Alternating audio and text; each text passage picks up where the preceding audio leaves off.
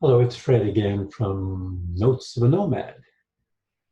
This time I'm showing you a picture from Southern California, some shots of last year. I was in Southern California with my visiting family there, and we went into the desert and we saw a few interesting places. This is known as Salvation Mountain, and it was created by a fella who built this in the desert. Took him 30 years to build this, and it consists of, he used adobe and straw and uh, thousands of gallons of paint, and he created Salvation Mountain. He passed away in 2014, and I believe volunteers now maintain it because it is known as a folk art sort of monument. And I'll show you another picture of it. And then I'll show you a couple other places. So this is one interesting part of Southern California in the desert. So that is Salvation Army. And just up the road is a spot called East Jesus. And this particular place has a lot of art that's being created by repurposed items, everyday items. And it's all sorts of different art. These were television sets that have been painted.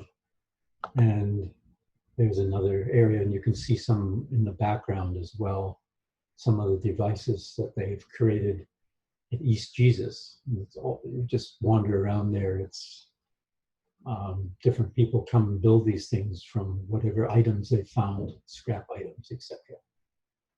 And it's quite an interesting part. So, and the third place I would show you, which is on the way to Salvation Mountain and East Jesus, is the Salton Sea.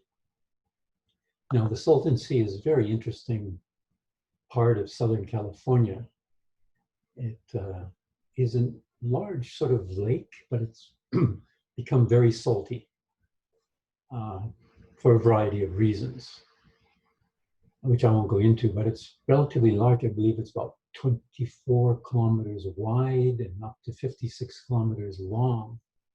And 50 years ago, it was a place where people would go on vacation, but now it's totally desolate because it's, well, nothing lives there, and any fish that did tend to die, and it smells often. So it's not a pleasant place. In fact, there's a picture of the parking lot. Now, this is in summer, where you would have 50, 60 years ago, you'd have people camping and having barbecues, but now it's totally isolated. And that is three areas which I would maybe say one of them might be good, the others may be bad, and the other could be called ugly. And that is the theme of today's discussion: the good, the bad, and the ugly. So here's what we have.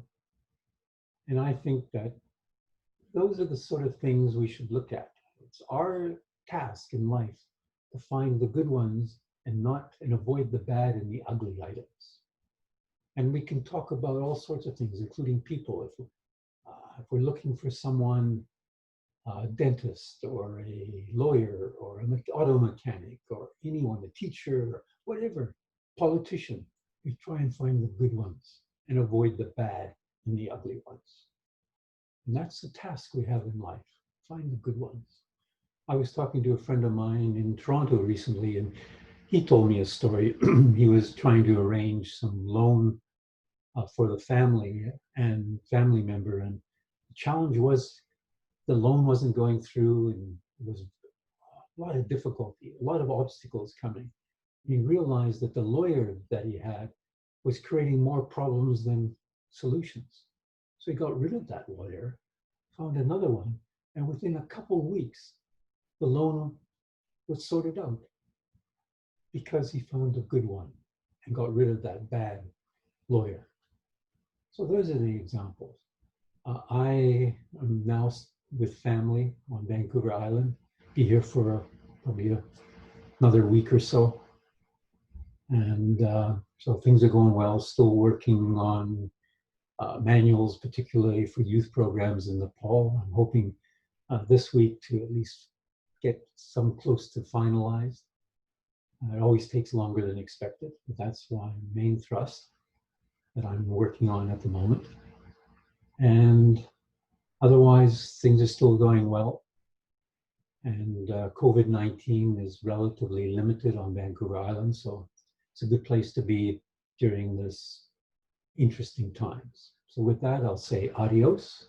And don't forget, our task is to find the good and avoid the bad and the ugly. And wishing you and your family lots of love and laughter. Bye for now from Fred from Notes of a Nomad.